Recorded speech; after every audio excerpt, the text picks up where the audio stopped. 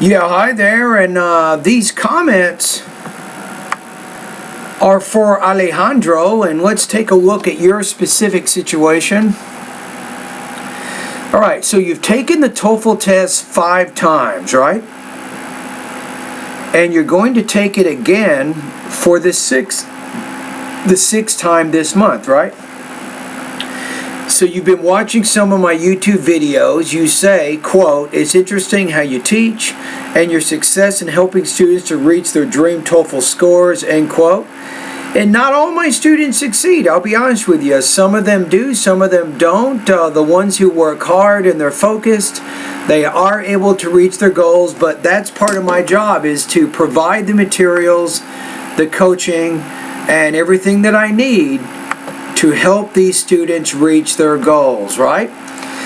All right, so you took the test in January, you scored 52. You got 15 on the reading, 6 on the listening, 15 points on speaking, and 16 on writing. And you say you took this without any knowledge of TOEFL test structure. All right, so January. No, actually in June 2016, you studied 42 hours in an intensive TOEFL course preparation in college, right? So this time you got 55 points on the TOEFL exam. You got 16 points on reading, 6 points in listening, 15 points on speaking, and 18 points on writing. Now this is the big one, really, really big. So you studied another 42 hours in an intensive TOEFL course preparation program with another teacher, right? And this time you got 78. So I'm going to say that you did very well there between June and August. Incredible improvements, right? So you got 18 on reading, you got 19 on listening, you got 22 on speaking, and you have 19 on writing, right? And then in September, you took the TOEFL test one more time and you scored just about the same. You used your own preparation. You got 20 points on reading, 16 points on listening, 19 points on speaking, and 21 points on writing. And then again, you used your own preparation, and in October, you took the test one more time and you got 80. So you got 20 points on reading, 23 points listening, 17 points speaking, 20 points on writing. And my goodness, you have spent, what is this? What do we got? You spent $1,000 just taking the TOEFL exam over and over and over. Wow, is that expensive? Okay, but let's get right down to what you're talking about. So you got a score of 80 in October right now, right? Or last month, we should say. Now, your ultimate goal here is to get 100, right? That's what you want to do. Okay, so then the question is, for me, it's very simple. How do I go from 80 to 100, and how long will it take me to reach this goal? That is your question, is it not? Think about it. Let me repeat it again. So what do I need to do, Michael, in order to improve my score from 80 to 100, and how long will it take? Okay, first of all, let's talk about time. You know, based on your improvements here, if you look at what you're talking about here, we got January all the way to October, so we have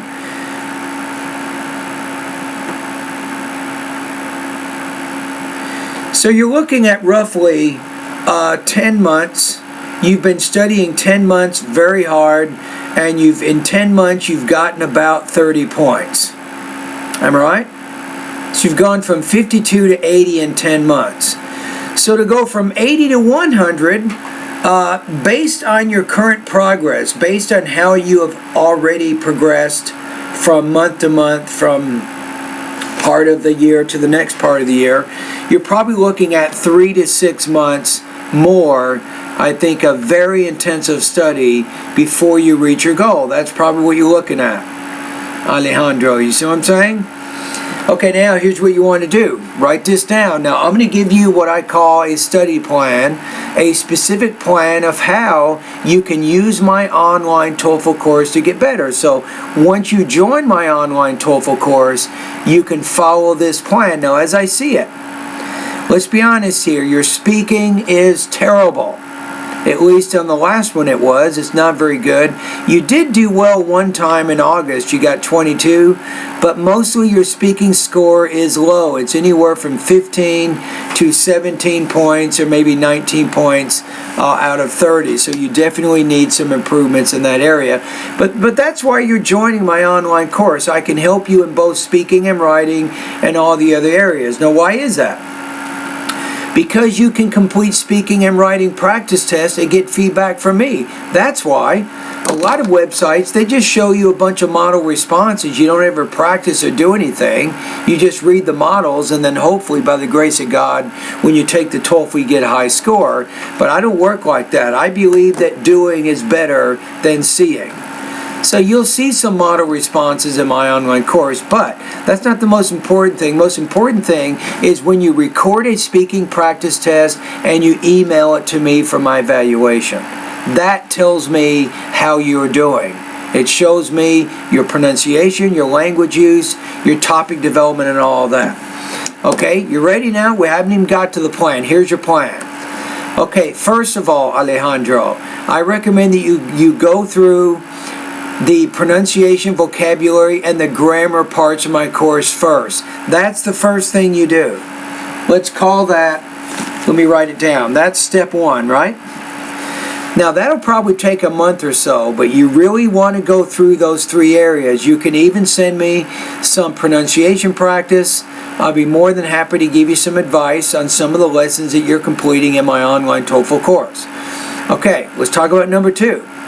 The second thing is, once you finish the first three sections of my course, then, Alejandro, you want to work in the listening and the reading components of my course.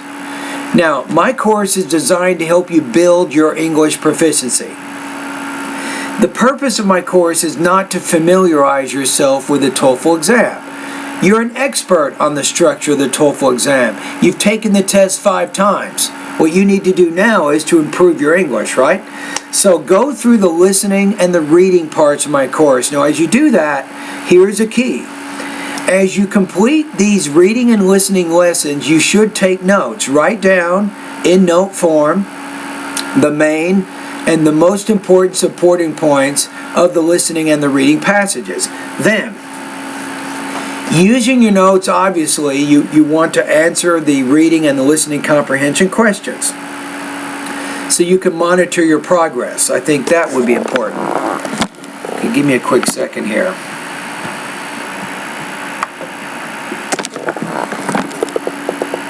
Okay, we got it. My screen was kind of going crazy on me. You see what I'm saying? So then secondly, once you're done answering those comprehension questions, I want you to do 2 more things. Each week, as you're doing the listening and the reading practice, I want you to write 3. Write this down in your notes, Alejandro. I want you to write 3 250-word summaries of the listening and the reading practices that you're practicing. Now, I don't need to grade these, but you should get comfortable. You need to get more comfortable writing down other people's ideas.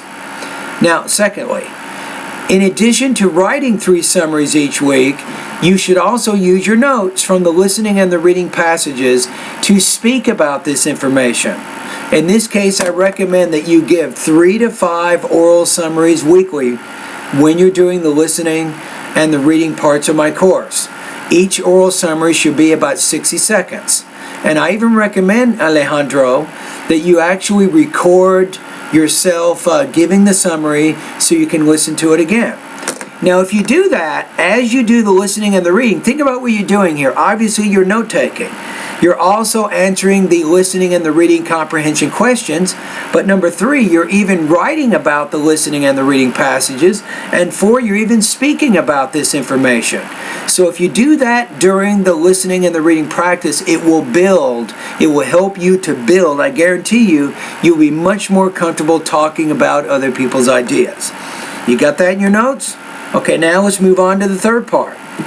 So once you're done with the listening and the reading parts of my course, the last thing you want to do is to go through the speaking and the writing lessons. Now, it's at this point, this is when you begin sending me speaking and writing practice tests to grade and to comment on. Remember, at my website, I have over 300 speaking topics right now.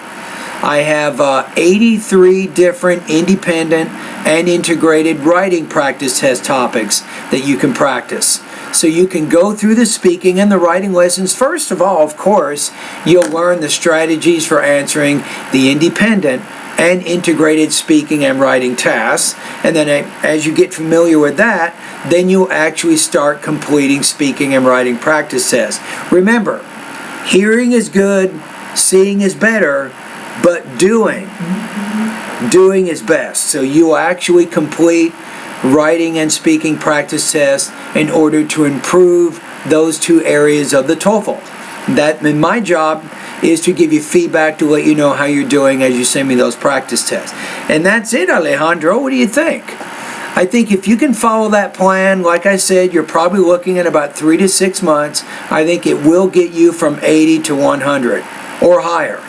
Now, the main thing is, after 3 months, if you get impatient, if I were you, don't re-register and pay another $200 to take the TOEFL exam. I have a partner website. You can learn about it once you join my course. They're called ScoreNexus, right? But if you go to the 8th section of my course, you can find more about ScoreNexus. And in that case, what you can do is you can take one of these full-length 5-hour TOEFL practice tests, and then you can get a score, an overall score, and you can get subtotal scores in the reading, listening, speaking, and writing, and then you can see how close you are to your benchmark of 100. And that's going to save you a lot of money, because the last I checked, I think they're charging about $30 to $34 to take one practice test. And that's a lot better than spending $200. And it's very similar to the real TOEFL exam. All right, Alejandro, so I apologize for taking so long to get back to you. This week I got killed with about 100 compositions from my writing classes here at California State University, San Bernardino. So I've been doing a lot of heavy grading over the last few days. All right, thank you.